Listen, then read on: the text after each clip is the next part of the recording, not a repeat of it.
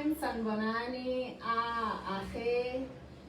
Welcome to the Yusram Natural Herb page. Gale amukela mo Yusram Natural Herb page.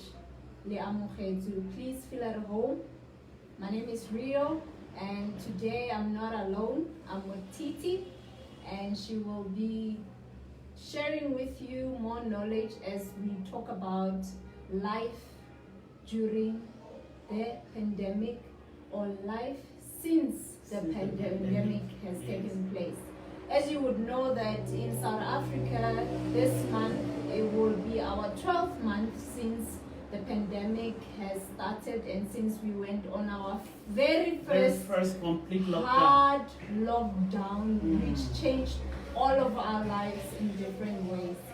So today I'd like you to journey with me as we go through some of our personal reflections on how that impacted our lives as individuals.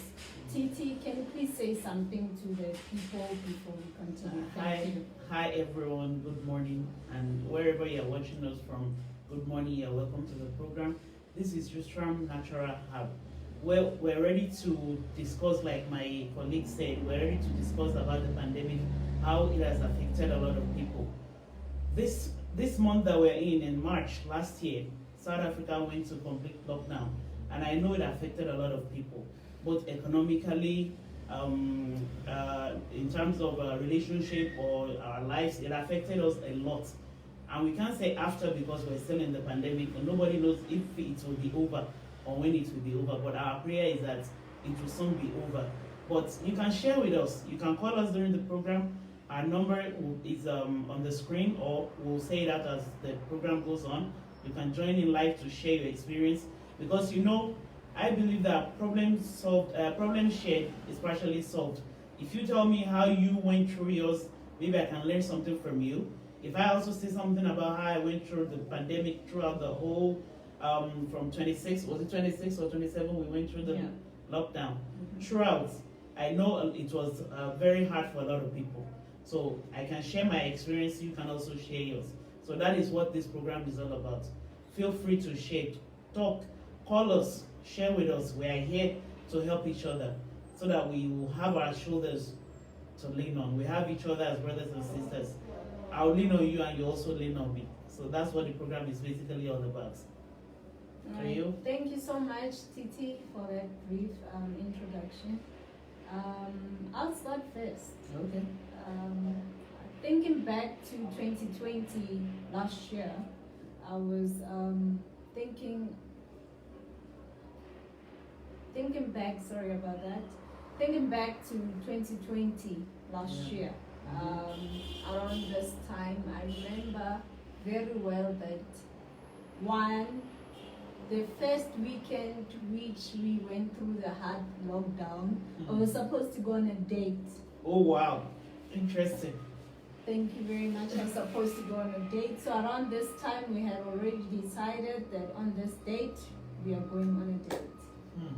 Now, few days before the date, there was a complete lockdown. President announced that we are going on a hard lockdown. And you can imagine how that felt for me. I was excited about the date. Of I was course. looking You forward are well to prepared dressing and up looking forward to it. and looking good and engaging with this person, which I will not say who he is. Oh, of course, nobody's gonna ask. Very much. Nobody's gonna ask.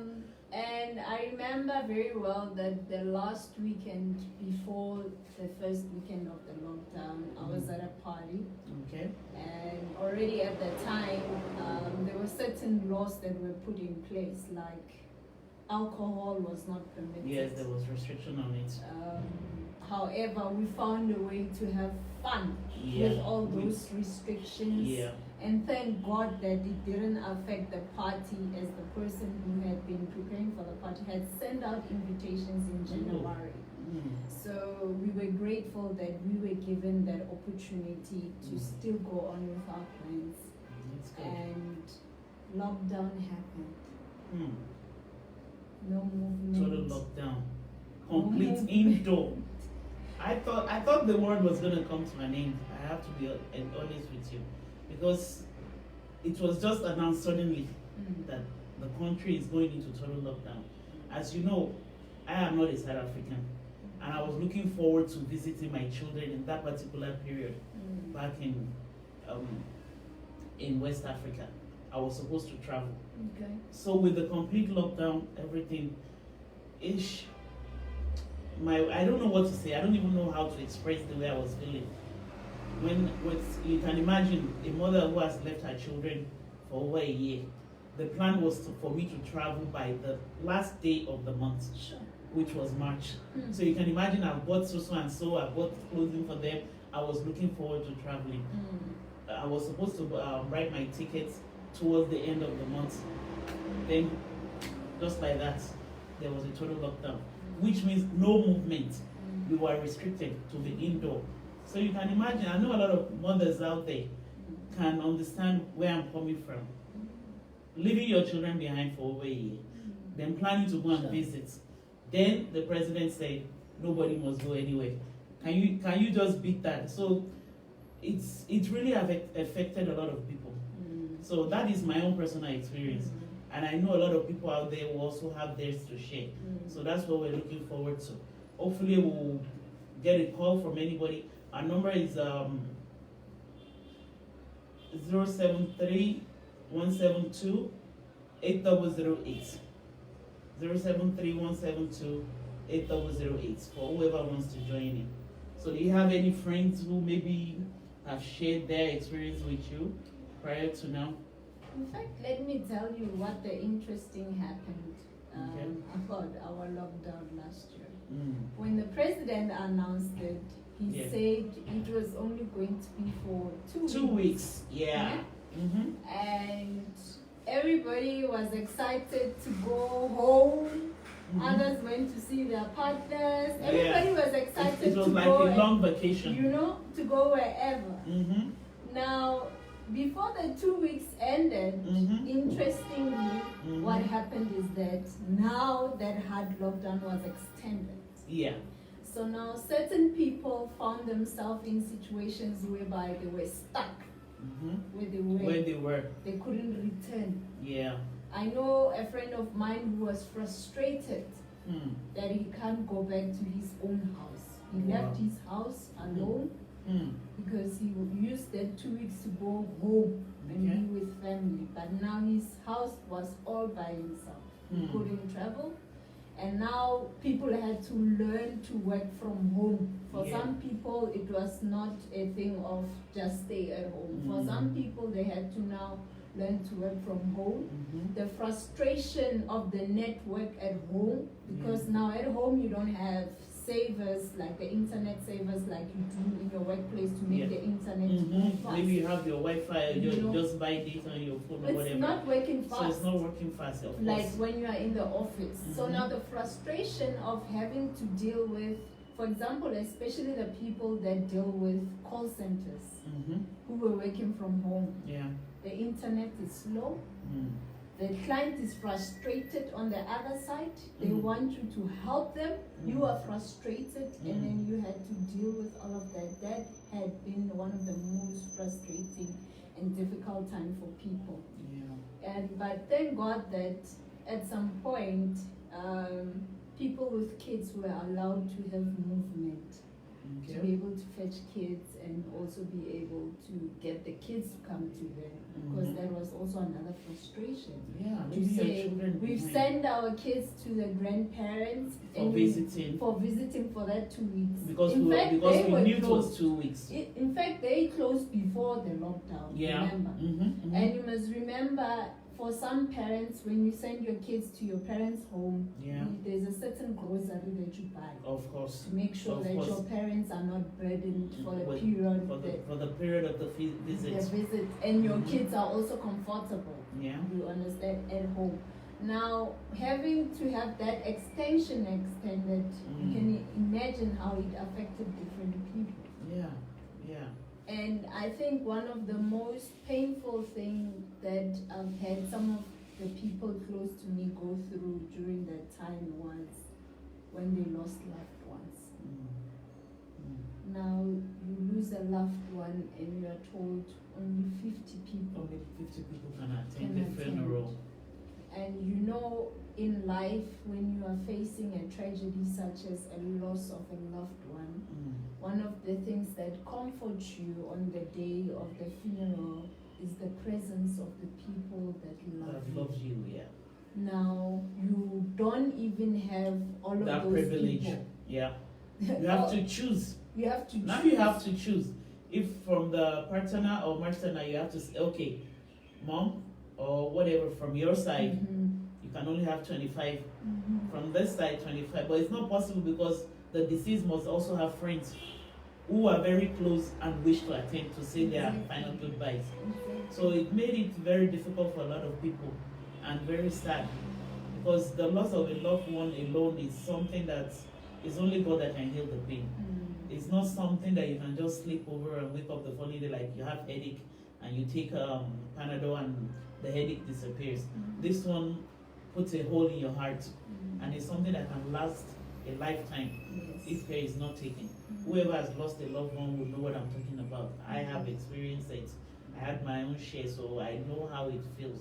But when you are privileged to attend the funeral, at least there will be that closure that, okay, finally, okay, God gives and God takes. Yes. So now I know that this person has finally gone to a better place, which we believe that that place is better. But you can imagine being told that, oh, sorry, you can't attend the funeral. It's as if you are losing the person all over again. You know, the moment you get a call that so person passed away, oh wow, you feel sad. Okay, let me come over and just say my final farewell, and we'll see others and we'll still talk about it. But you are being told you must not attend, you cannot attend because of the lockdown. So it makes it very difficult for a lot of people. And aside from the death of a loved one, a lot of people lost their job. Just like you made mention earlier, there were people working from home. So you can imagine a situation whereby a company who has, let's assume 10 staffs, because of the lockdown, they won't be able to pay the salaries. So they will have no choice than to retrench their staffs. So definitely they will reduce the staff. They might say, okay, if we have 10 staffs, 5 people can work from home. The rest of you stay, we can't afford your salary. Definitely, if a company cannot afford the salary, you can't go to work because why you are going to work is to make the money. So those people who lost their job, I don't even know. I don't know how they'll be feeling. Where do they start from? How do they feed the family? If it is the man of the house, definitely is the one catering for the kids, for the wife, the house rent, the feeding, the clothing.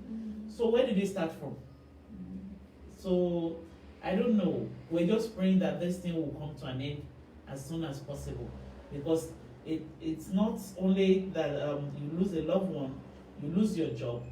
Some people went into depression. Yes.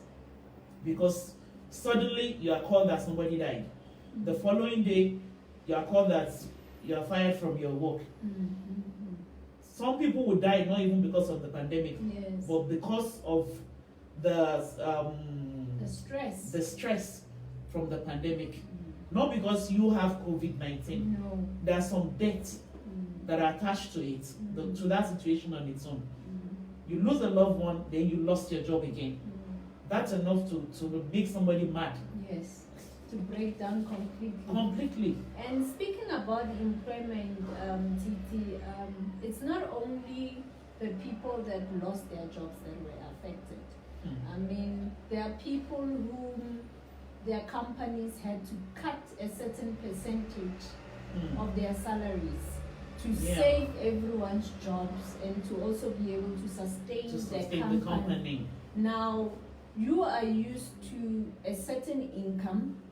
You have certain bills you need to pay. Yeah, maybe for instance, you're making 20,000 a month as your salary. Yes. Then it's cut into half. Then now, how do you then pay the rest of the bills? And you have kids who are going to school. Thank you very much. So it has really affected people in different forms, but there's also a positive side to the pandemic. Okay. Let's hear that side.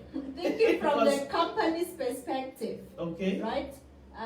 some companies have learned to see that they don't need big spaces for their companies, for example.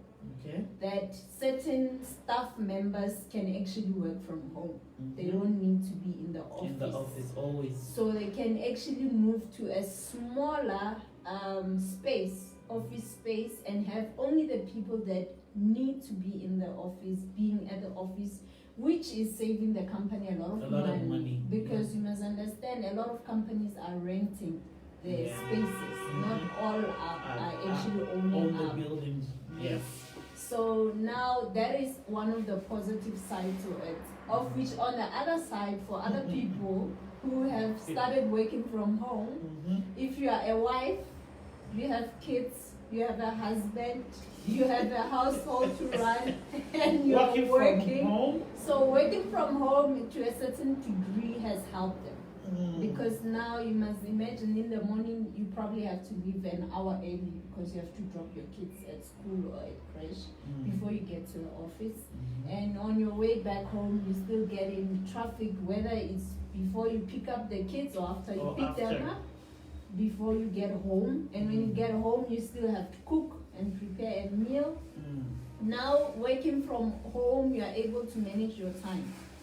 That time which you would have spent in the traffic, you are able to cook on time. But I don't think it will be that easy, real. No, I don't agree with you at that No, point. for some people it's easy. For some it's not. Let me tell you from my own personal experience. Yeah. When I'm at home, I do more job than when I'm in the office.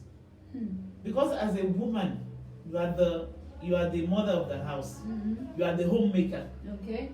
I hope my husband is not watching me. I always say our husbands are our firstborn. Okay. Okay, now let's assume I have an argument with my husband. Okay? When I go to work, that's when I get relief. I say, okay, now I have my time. Then I chit chat with my friends or my colleagues at work. Now in this situation whereby I have to work from home, you can imagine, we had an argument in the morning. The kids are there that I have to monitor. I have to prepare their food. And I still have to do my job, which requires my time. While you are doing your job, the children might be fighting. Your husband will forget that you are still working. They'll say, Dad, did you hear those children? They're fighting. Can you see to it and find out what the problem is? But if I was not at home, he will do it. I will be in the office. I'll have my space. I'll have my time. So that's why I'm saying that I don't agree with you. It's not the best, especially when you are a mother. Okay. There was an instance. Let me give you an instance on CNN. This lady was working from home. Then the baby just came in. I think the boy was 4 or 5 years old. He just came in with his cup. Mom, can I have some water, please? The lady said, "Oh, okay, please excuse me." She quickly stood up. On the live program, she got the water for the boy. While they were still talking, it was an interview. Then the guy was still asking her the question. So this, and that, and this. Mom, my water is finished. Can I please have some cereal? I'm hungry. But if she wasn't working from home, she wouldn't experience that. Maybe the child dropped off at the crèche or whatever. So later, the guy who was doing the interview just had to laugh and say, I don't know what else to do. Maybe we should cancel this program and do it some other time, because